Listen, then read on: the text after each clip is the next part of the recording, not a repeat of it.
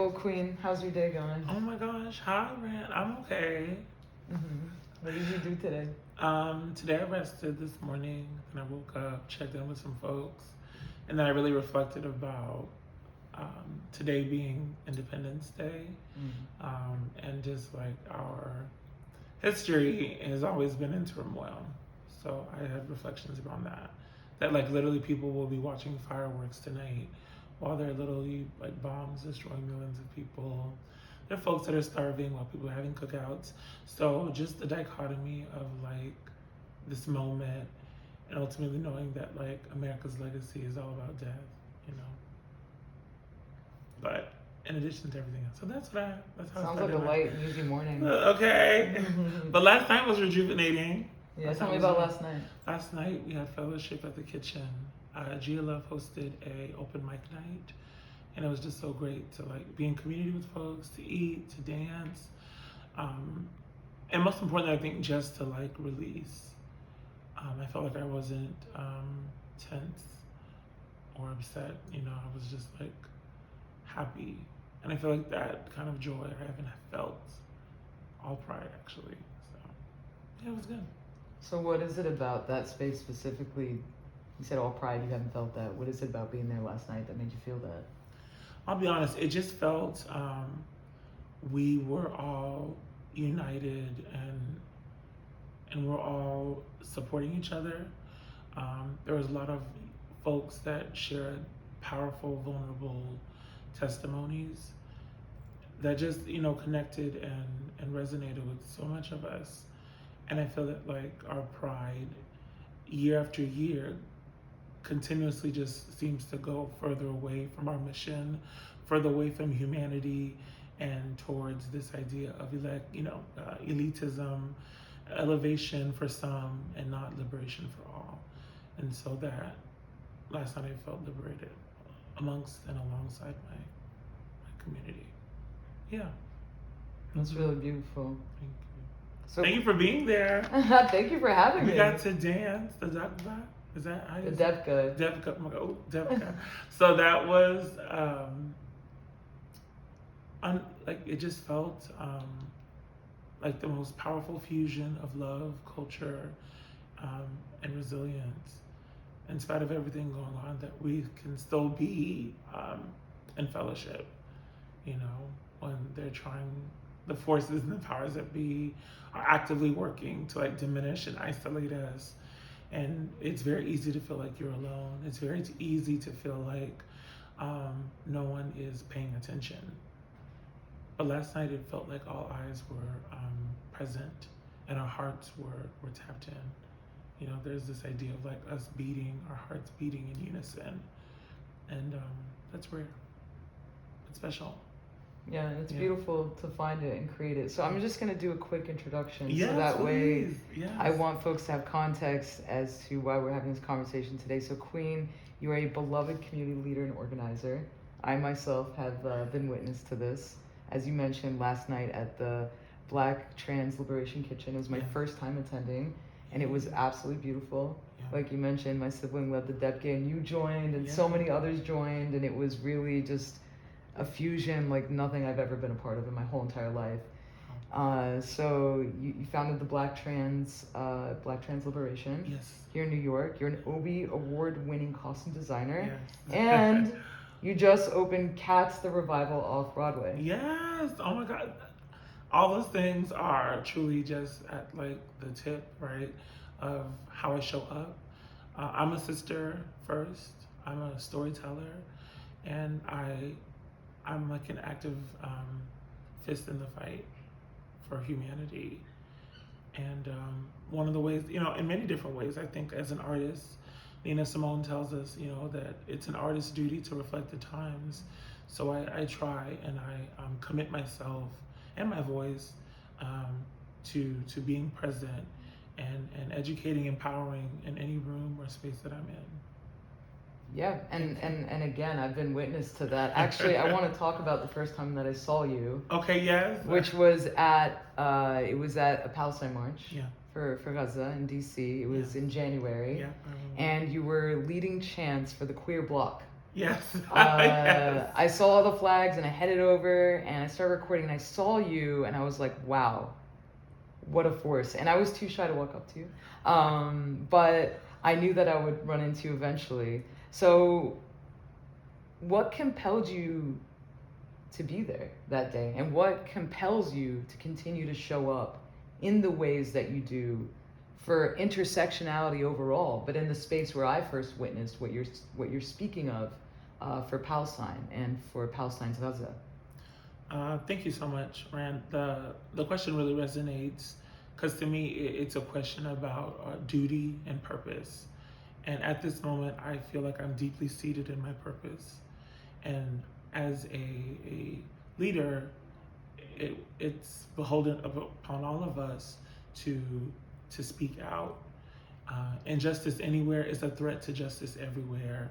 And I have been, like many of us, tuned in and hyper aware of what has been going on in Gaza and in Rafah, and literally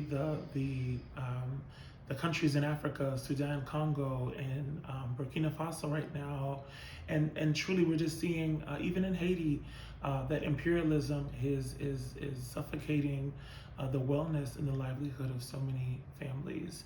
Millions are being forced and displaced. Folks are starving, infants are starving. And in January, I prayed and I was like, God, I don't know what this year's gonna be, but I wanna be in service. And if that's, what I need to do, show me the path and the way. And the next day, India Moore had posted, "We're going to DC," and I was like, "Okay, we're going to DC." And so that just felt like a divine sense of order. And so I called family. I was like, "Hey, what we doing next week? Let's go to DC." And a little temperature check. But everyone was like, "Absolutely." They're like, "When is it?" I was like, "It's on the 13th." Yeah. And I was like, "Oh my God, that's my birthday." Yeah, we're still going. So it was like, it was just so many different emotions. I mean, we spent the week leading up to it, getting all of our supplies, making sure, we had accessibility and different offerings ready for folks that will be coming, the provisions ready, but also that I think I felt so moved because I had seen, all of our siblings, queer and trans. We were on the bus with queer and trans community members, Palestinians, and I'm Haitian. So it was a unification of love and power that I had never experienced yet up until that point. That felt powerful. And everyone was up at 4:00 in the morning on a bus, ready to go with our gate, with our armor, right? And truly, love is our sword and our shield in these moments.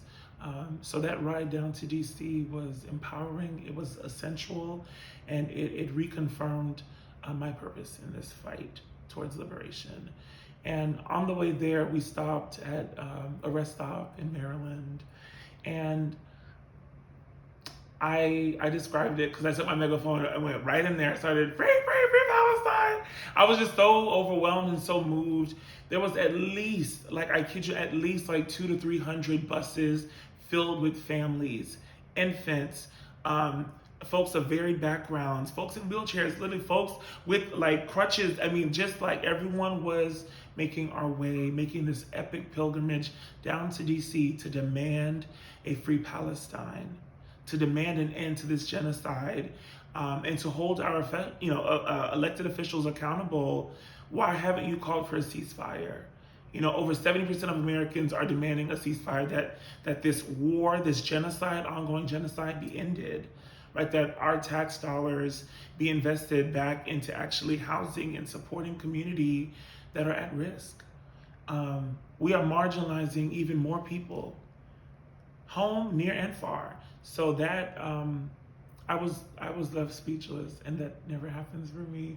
But I was speechless, literally just taking that moment in and just looking around and seeing queer flags, trans flags.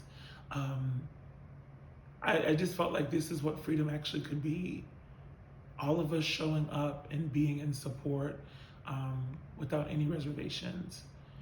And that energy carried us up until, as we arrived into DC, we took into the streets. I mean, that whole afternoon, the rally, the call to action, everyone that spoke. I mean, in particular, I want to uplift the words of Professor Brother Beloved Cornel West, who reminded everyone that what is gender, right? Why are we drawing lines in the sand? What is our actual goal towards freedom if we are going to diminish the voices, if we're going to separate Palestinians from Muslims, from Jewish community, from Black community? We are all humans, right, that deserve space and deserve the right to live. And so that, again, was just a reconfirmation of what we're here to do. And that's to fight back. It sounds like a really spiritual journey for you. And Yeah. actually, everything you just described gives the perfect words to how I also felt in that moment when I saw you for the first time. Oh my gosh, stop. I was just like, I couldn't believe my eyes. I was like, oh my gosh, this queer block is fucking awesome. Honestly, This is the best fucking queer block I've ever seen in my life. Truly. And it happens a lot. I always like show up with our trans flag, and folks now know, like, okay, if we see the trans flag, okay, the community's here, we're not alone.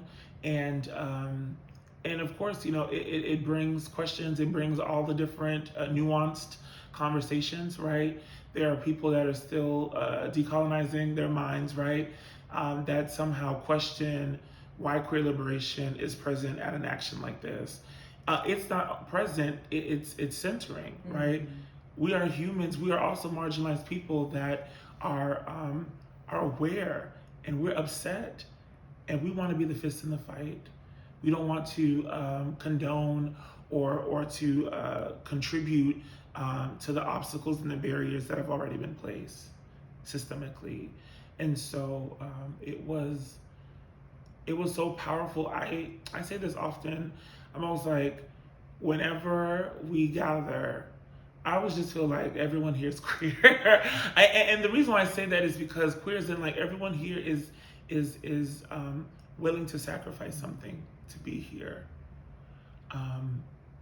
The entire nation rose up that day, and we continue to rise up when these injustices occur. On the way back home, on the ride back down, my sister was like, girl, Jake Gyllenhaal was marching next to you. And I was like, oh my gosh. And so that was like also just love in that moment, because I was like, word, Jake Gyllenhaal is protesting for a free Palestine. And then I was like, wait a minute, okay, that's rad. So it was, and just the love, it just, it continues in spite of everything, in spite of the current administration's blatant, oh my gosh, I don't want to get in trouble, but just their reluctancy, right, to do the right thing. And when we think about our history, it has always been the people who have pressured the powers that be to do right, to do more, and to do better. And 9.5 months later, we're still demanding them to do right, to do more, and to do better. We cannot willingly and consciously ignore the severity and the detriment to our humanity. And whether or not you believe in someone's humanity, you should, number one. And two, someone's faith doesn't have there's no hierarchy. Whether or not someone practices Judaism, whether someone is Muslim or Christian, truly, however way your faith has manifested and directs and leads and supports your livelihood, we should all be able to respect that. And it has not always been equitable until now. I think that there's a huge shift, and most importantly, we have to continue to bend the arc towards justice. It's not just a saying, right? It's an actual physical thing that happens when we challenge, right, the powers that be, but when we also challenge ourselves and our own family members, our own respective areas, our places of worship, our institutions of education. When we challenge them and ask them to do right, to do more, and to do better. Yeah. I'm really glad you took it there, because something I wanted to talk to you about is, as somebody who builds and leads alongside your communities, Mhm. because I'm sure there's multiple communities that Yeah. you're part of. Yes. It's not just one community, and there's no monolith, as we know. Yeah. And I'm curious to hear from your perspective, from your experience. I want to ask the question, which is that I feel like in the past decade there's been this emphasis on build communities, protect and defend each other, right? Yeah. And this is what you're speaking to. And I want to ask the question, which is, as a collective, as the many movements that we're part of, do you feel like we're ready? But when I hear you talk, I see that when I look at somebody like you and the communities that you build together with, it's not just that you're ready, but you're doing it, and you've been doing it. So I want to ask you about that in terms of where you're at and how you see things as a whole, Yeah. where we're at in this specific moment. This question really asks us to survey our landscape. And when we survey our landscape, I think that there's a lot of different pivotal markers and moments that we've experienced together. Obviously, the severity, right, of 2020 being the year of the COVID-19, a global pandemic, and which forced a global centering of humanity. We could not be selfish, right? We actually had to consider and to protect one another in that moment. And it feels like there's an ongoing sense of regression, of peeling back care, peeling back mindfulness, so that we can return and resume to business as usual, to somehow sustain the status quo. Mm-hmm. And what we can say is that the status quo has quite literally suffocated many communities of color, many marginalized communities for decades. Mm-hmm. And if we think about our parents' parents, for centuries. And so I'm surveying this landscape in this current moment and feeling like, wow, I mean, we're in a very contentious moment where we're holding and fighting back the police. We're fighting back corrupt leadership. We're fighting genocide. We're fighting this idea of backlash, retaliation, McCarthyism. We're fighting silence. We're fighting our own community, our own neighbors. We're fighting people that we have built with. And all I can say is that it's intentional. It's not by accident that we are being surveilled at this moment. And also that, like, we're being forced to have to decide, well, you can only show up for queer freedom. You can only show up for the queer fight. I can only show up for the black fight. I can only show up for this fight. You know, and it's like, wait a minute. It's all the same fight.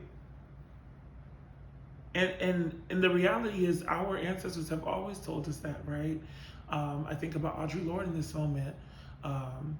You know, the master's tools will not dismantle the master's house. But there are a lot of people that would rather move in to the guest house, right? There are people that want to become the landlord. And the reality is, no, we actually have not done that actual severe work, right? And that is dismantling, unlearning, and breaking the actual barriers that have literally confined us mentally, physically, and socially. And so I recognize that we have to combat that with resistance, with education, compassion, even though there's a lack of empathy that is being expressed and shown to all of our different communities that we occupy, that we are intersecting with. And so as a proud Black trans woman from Haiti, immigrant, I'm just like,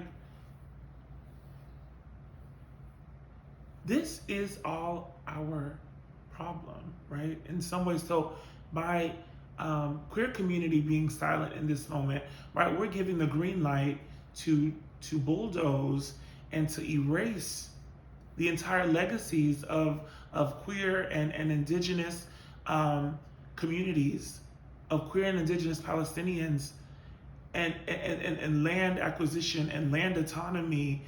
Like, this land belongs to everyone and no one. But most importantly, we all have a right and a duty to fight for our freedom. And when we reflect that this has literally been a 75+ year strife.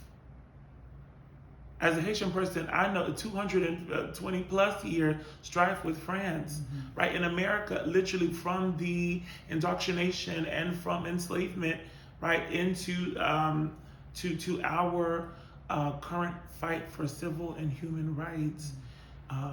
To me, it is so very clear that there's a unifying principle that the people in power seek to control and to have dominion, and therefore rendering and siloing us apart. And I really feel that the moment that we as a people, we as a community, the moment that we actually all can connect these dots and say, actually, if we tie this here and I throw this over there, we can actually build something strong enough, right, that is long enough, that is sustainable, right, to actually help us reach to a moment and a place of liberation, where our communities are no longer just getting by. We desire to thrive. And we can look, I mean, literally the people that are thriving have been the same 1%, the same homogenous folks that are threatened by our galvanization. So in this moment, I'm reflecting and I'm feeling that, oh, this is the time to strike. Literally, the notion of pride has been commodified in such a very disappointing way. Pride has been about protest. Pride has truly been about the disruption of order that kills our heart, that kills the actual bone marrow, the actual connective tissue that allows for humanity to grow. And that happened when people revolted, when they pushed back against the law enforcement, right, against the violence that they were subjected to. And now, you know, we have banks and corporate sponsorships who actually have no idea what it means to stand up for what's right.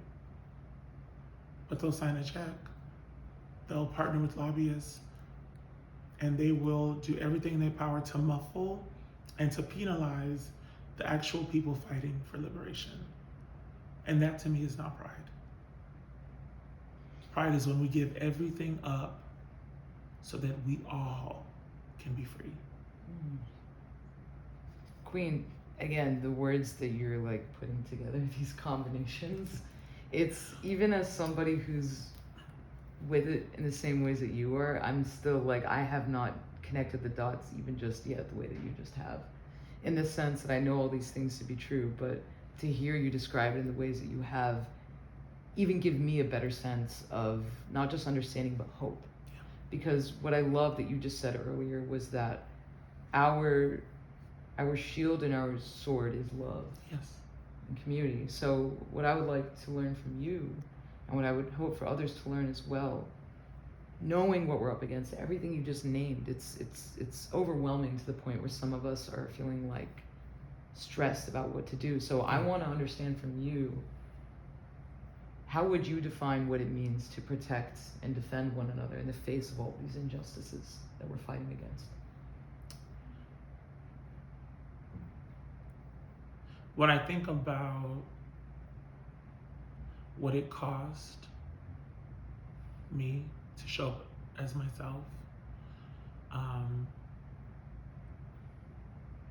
I think about being afraid. I think about literally 4 years ago, dreading the process and the journey of transition, because that literally means that now I am visibly susceptible to violence. My life expectancy, these are the things that are not promised. But I felt and to this day still feel there is, I can't live until I'm in my truth, until I actually honored Qween Jean. And so for me, I'm arriving at a place where there is no going back, there's no denying, there's no suppressing, there's no denying ultimately that we have to be ourselves. We actually have to believe that we are divine, that we have manifested despite the experiences that we've had to overcome, the traumas that we've had to heal through, that we're actively healing through, in all the ways that the world had tried to shut us down, the people that told us no, that we would not somehow amount or be able to achieve anything, right? Unless we were under their supervision, unless somehow we were being held by them, and them meaning systems of oppression. And so I'm in a place of deep reflection and gratitude, because 4 years ago I would not be able to have led a march. 4 years ago I would not have been able to demand that there's budget transparency for a $112 billion budget for a city where people are left in the deficit. We're watching a genocide go on, and it's being funded by organizations and being supported by organizations who call themselves human rights campaigns, gay and lesbian and queer and trans advocates. What shame. So we will never be misled. I can't be misled because I know my truth. And I'm no longer needing anyone else to define it for me. I said this in January to a group of my collaborators at a work summit. I said, my name is Qween Jean. I'm not afraid nor ashamed to call for a free Palestine. And the room went crazy. And they were like, yes, and I was like, what is, and I was like, what? That's just it, And so if there are people or partners who are offended by that, to me, it's been a moment of revelation, right? People are revealing their truth. I've revealed mine. I've had no choice but to. This is who I am. These are the people that I adore. These are the communities that reflect me, that I look back and I see myself in. And right now they're being murdered and tortured. I just see myself, I see my own siblings in them. And therefore I can never be silent. We as a community can never be silent while there's any one of us that is being affected. And so I recognize too that there are these I guess we'll call them powers, but I guess forces of darkness, dark forces that grow off of our silence. I believe, so many scholars, right, that say, evil grows when there's silence. And we have seen truly in the last 9 months, the amount of terror and bloodshed has multiplied significantly.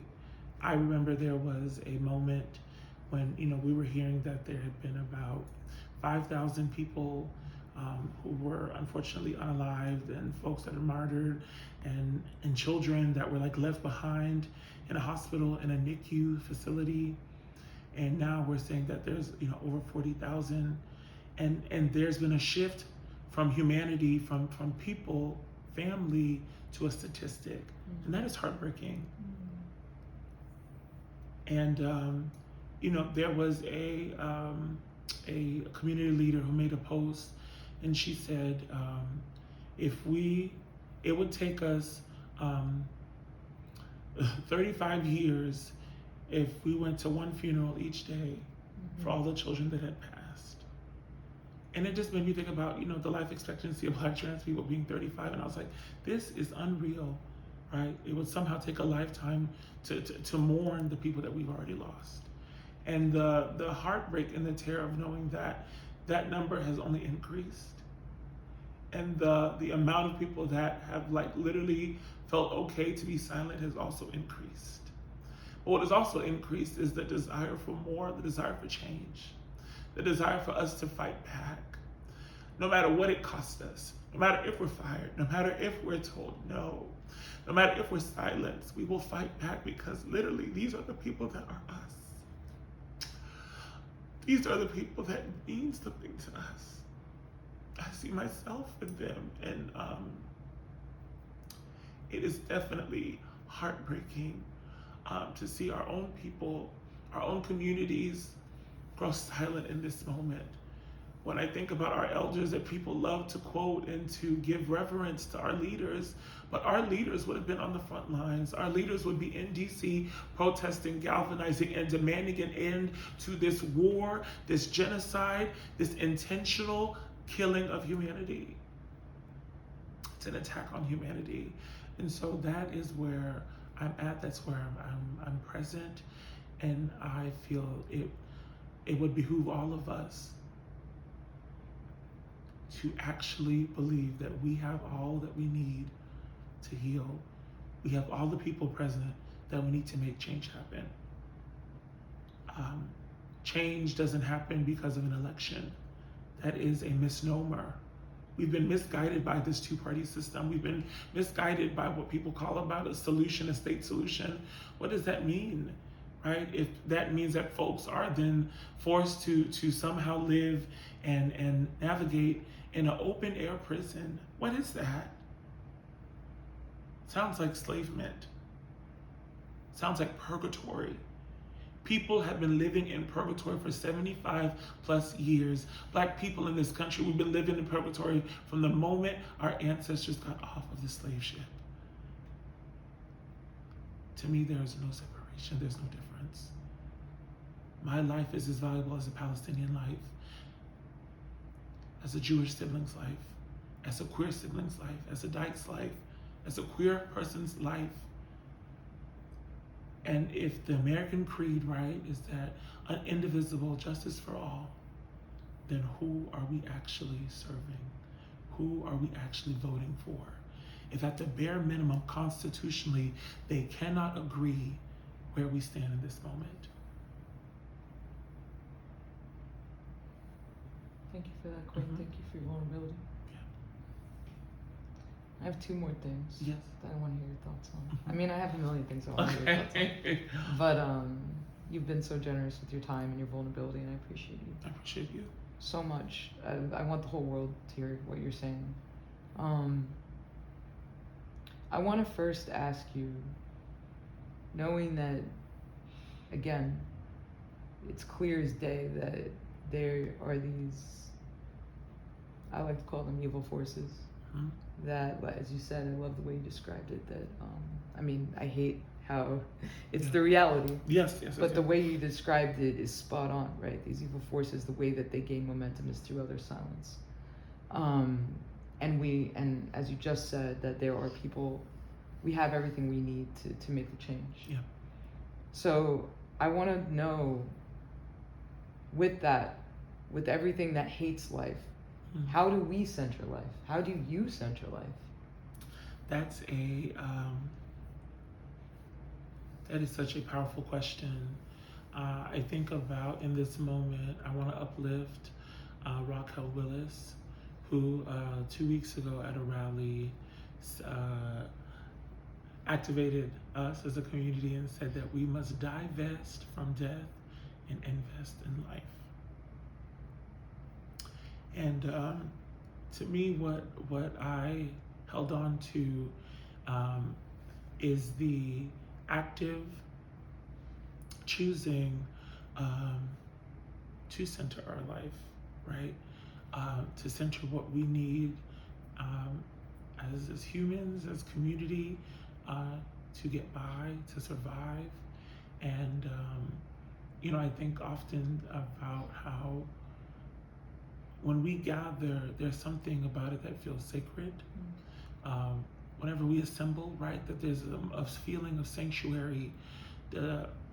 I felt sanctuary participating and visiting and just bearing witness to the student encampments in April, the global encampments that birthed a global awareness for this genocide. And in those encampments, we actually began to see that that education is so powerful.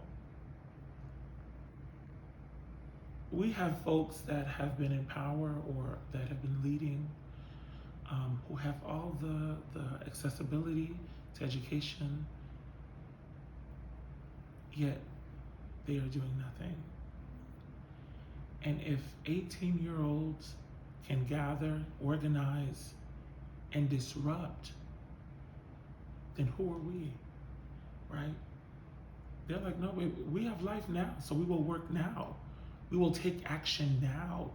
And that was it invigorated something in me, and I think a lot of us, it revealed the innate bigotry, the innate fallacies, the misinformation about what has been happening, the lack of media coverage, the covert messaging, and the policing that has happened as a result of that, the brutalization of students, faculty, staff who are protecting students at an encampment, revealed that this weapon, that these dark forces, they are quite wicked.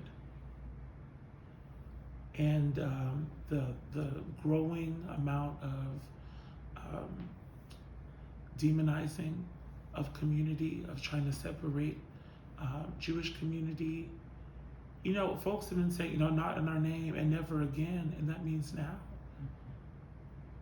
Literally, my family, I take my cues, right, from my own community, and we are made up of Jewish and Haitian and Caribbean, queer and trans folks. And so we're literally learning from our own people that this is the moment that change is made. And there's no pink washing, there's no censorship, right? There's no amount of hatred and fear that can stop us. Fear is something that actually is a very powerful force in this life, but it only works if we let it work. The moment that we stop being afraid, all of this would end. In 2020, I said at a rally, if police brutality, we could end police brutality tomorrow. If we all said we want to end police brutality, it could actually happen. If we all wanted to end this genocide, if we were actually unified, we could end this genocide. We could have ended homelessness in America with an investment of $20 billion. Since 1946, over $320 billion has aided in the destruction of humanity overseas. Currently, as we know it, $3.8 billion is promised, right, to these nations up until 2028. These are funds that taxpayers were not even aware of. Americans were not aware of the history and the legacy of scrutiny. And this is not to say that folks don't deserve aid, but the reality is that aid helping people, or is it destroying people? And I think these are the questions that we have. These are the questions that we're demanding real answers. And we're not getting answers, so we'll take it to the streets, right? And so that is where I'm at in this moment. I remember, the very early days, in October, like folks are, there was a lot of like, y'all need to do your research. Everyone needs to, it's a very complicated issue. And we did our research. We most certainly did, and what it revealed is that there are underlying, understemming forces that need to be addressed. There are communities that have truly lived in trauma that need healing. We as a civilization, we need healing. And it's not going to heal. That process can't begin, right? There can't be any retribution while families are actively being forced, displaced, while we're literally seeing entire families burned alive. We're seeing families buried alive. You know, there was all this propaganda around beheaded infants that is terrifying and heartbreaking. I think so many people are like, this cannot happen. 40 children are being beheaded. This is unreal. In this terror now. And literally a month ago, we saw so many beheaded children. And the world was silent. And so this is where I'm like, oh no. This is where fear has set in. That we're not actually disrupting every sense of order because we demand an end to all of this violence. And me calling an end to this violence does not make me anti anything. It actually makes me pro-humanity. And that is a language shift, that's the education shift that needs to happen. We are allowing these dark forces to somehow penalize us from speaking out. When in my heart, I have no issue, I have no strife with my neighbor. We should all be able to coexist. But what does coexist mean, right? If you do not value my life. James Baldwin, we can disagree, but we can't have a disagreement if what you believe in, right, is the diminishing and denying of my humanity. It's no longer about a disagreement, about a conflict. It is about humanity. It is about actually doing what is right. And what is right is stopping this terror. And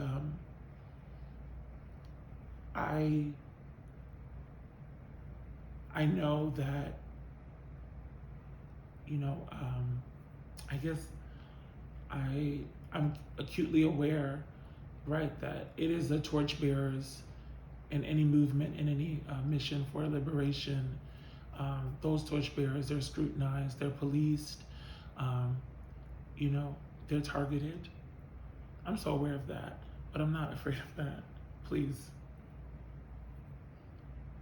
I could be gone tomorrow and I would have been silent.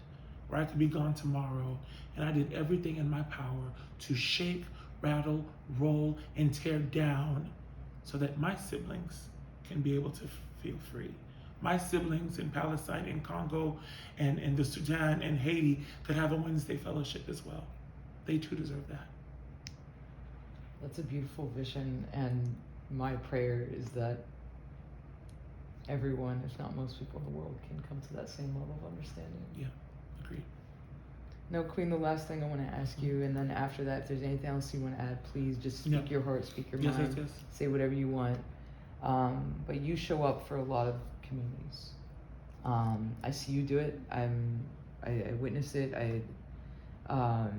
You educate as well. You're a political activist. You covering a lot of ground. So my question to you is, how can we, and I'll define we as people who are not Black and trans, how can we show up better for Black and trans communities?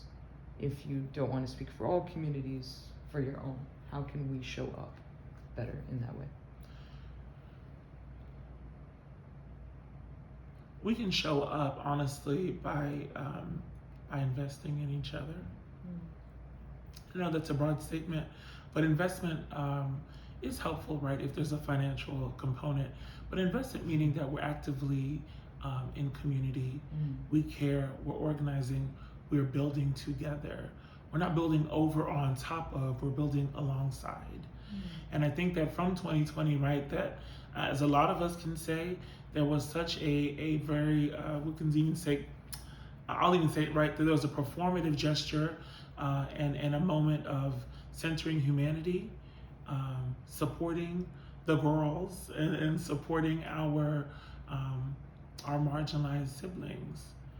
But literally, as soon as the vaccine was available, people, you know, moved on, right? And that revealed that they were actually more invested and more beholden to the status quo. And the status quo, as I said before, you know, it suffocates everyone else, right? And so there's a false idea of elevation. I firmly believe that liberation is communal elevation. And it just can't solely rest on one group of people being lifted. I think about how much it costs, right, to provide for one another, to house and to clothe. And there's so many resources out there. But what has happened, right, is that people have regressed. People are actively retaliating, right? And so if you say something that is opposition, we're gonna pull our funding. We will capitulate leadership because it no longer looks like us, right? So we're not in charge anymore. What do you mean we're not in charge? Why are we giving POC? Again, the equity, diversity, and inclusion motto was short-lived. They weren't actually invested in that. So when I say invest in community, I mean we're actively and daily giving and providing for one another. In any facet that could be: education, money, donations, accessibility. And that accessibility isn't, as we say, the performance and the ultimate corporatization of pride. I mean, there are so many trans and queer people in New York City that are left out of these deals and these commissions. But the next day, I wonder, is TD Bank going to give us housing loans? Right? Are there actually investments, right, from these organizations to help foster and to cultivate a possibility or a future for trans and queer youth in this city? And a lot of the support that they offer, right, is health status dependent. And so if you are negative, if you're literally just trying to get by, those resources aren't available to you. And so we see people that are literally stuck. And again, we are actively in a place of a purgatory because folks actually are not really invested, right? It's only when it's confident, it's only when it's convenient, right? It's only when that disruption doesn't affect them. It doesn't actually, they can do a tax write-off, but them actually investing in building a sanctuary for other people to also be present scares them. And so they're afraid of actually fully investing in Black and trans liberation and Black queer liberation, Black community altogether, because that means, we'll actually have to do with it, right? We'll actually have to follow through. We'll actually have to make sure that there are equitable restrooms when we go to the gym, right? That actually we'll be able to have accessibility and adequate housing opportunities. We all can live in the same building, but we know very well the homeowners association and the communities, the homogenous communities that occupy space, breed and seethe, right, off of it maintaining its status quo. And that's always been the fear. That's been the American fear, right? Well, if we let too many people in, it'll no longer have the same heritage and the pastiche that we've made it to be. But what we've made it is actually racist, it's transphobic, it's demonizing, it's misogynistic, to say the very least. And so that's only truly the beginning. And I think in 2020, there was a lot of calls for people to have a seat at the table. And I believe that that's helpful. However, I can't sit at a table across from my oppressor and somehow fully believe or be, blinded that I still do not have the same place at the seat of the table. There is an imbalance of power at that table that has yet to be addressed. And so, yeah, we can call for a seat at the table. I want to call for power at the table. And if there's not enough power at the table, then I'm going to flip the table over. I believe in a Jesus. I believe in a leader. I believe in ancestors who have flipped over, who have made it possible so that we could be here today. if our ancestors did not boycott in Montgomery, did not actually suspend all bus services, if we did not actually break down the capitalism structures of the Jim Crow South, we would still be drinking out of different water fountains today. And so segregation was abolished. Racism is apparently abolished, but genocide should also be abolished. And I firmly believe that it will happen. We must work towards it. Homophobia must be abolished. Transphobia must be abolished. Thank you, Queen. Thank you. Is there anything else you want to say? I just want to honestly, I just want to give my family their flowers, and giving flowers in the symbology of acknowledging and giving reverence and gratitude to those that we may not be able to daily or to at any moment in time share with them the full impact of what they've done for us, the provisions that they've done, the contributions to our wellness. So I want to give and uplift my family, Black Trans Liberation Kitchen, but also our entire comrades that we've been literally fighting in these streets for the last 4 years and beyond. Our elders who've been guiding us for the last 25 plus years around trans equity in this actual city. I want to uplift and give flowers to our late mother, Cecilia Gentili, who was my mentor, but who also was a ferocious, unapologetic fist in this fight. And her call to action and for equity helped me launch my mission. And she's deeply missed. And I pray that we have a liberation where we can continue to dance and celebrate and uplift her honor.